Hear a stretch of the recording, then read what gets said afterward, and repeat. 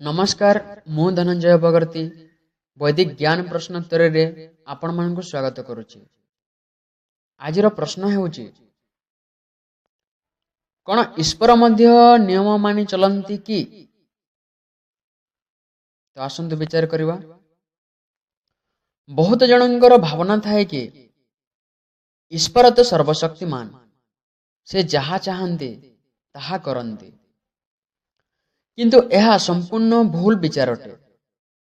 ईश्वर जहा चाहंते ताहा करि पारंते नाही बा करंते नाही, कारण से मध्य नियम मानि चलंते।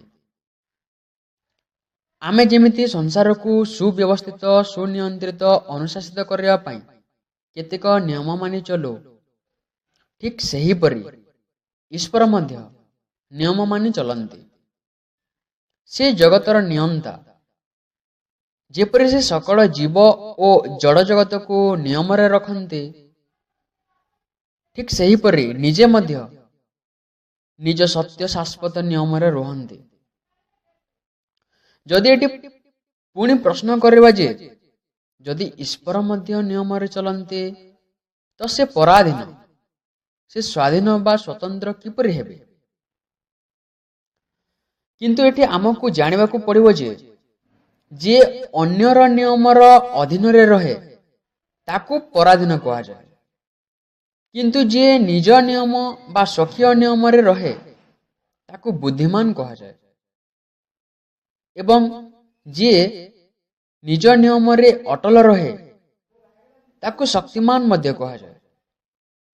निज नियम को उल्लंघन करवा स्वतंत्रता नुह, स्वशाश्वत सत्य नियमर पालक होइतिबारु ईश्वर स्वतंत्र और स्वाधीन अटंते।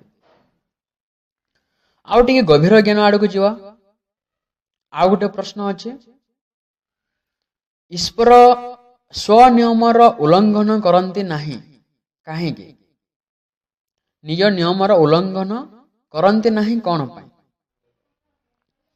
ईश्वर निज नियमर उल्लंघन केबे मध्य करंते नाही। एही सृष्टि रे पानी ठंडा माने सबु सृष्टि रे पानी ठंडा ही रहिबो। एही सृष्टि रे अग्नि जदि गरम माने अन्य जेते थर मध्य सृष्टि करबे अग्नि गरम ही रहिबो। एही सृष्टि रे अग्नि गरम अछि, अन्य सृष्टि रे ताको ठंडा करे देबे नाही। कौनसी भी व्यक्ति द्वारा तीनोटी स्थिति रे कौनसी नियमर उल्लंघन घटी थाए। प्रथम, जदि से सही नियम को भूली जाते। द्वितीयतः, सही नियम पालन रे असमर्थ हेले।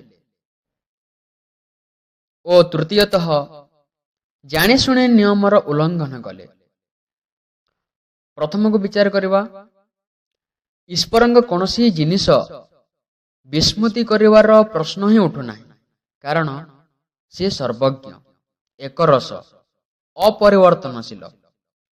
माने से वर्तमान रे जेमिति बुद्धिमान अछंती, अतीत रे मध्य सेतिकी थिले एवं भविष्यत रे मध्य सेतिकी रहिबे। द्वितीयटी हला नियम पालन रे असमर्थ। नियम पालन रे असमर्थ सिए हुए जिए दुर्बल।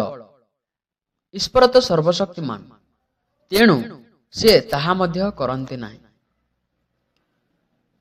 तृतीय रे जदि ईश्वर जाने सुनी निजर नियम उल्लंघन कले, से अनुशासित होइजिबे, उत्शृंखलित होइजिबे, तेबे संसारर सबु वस्तु अनियमी होइजिबो।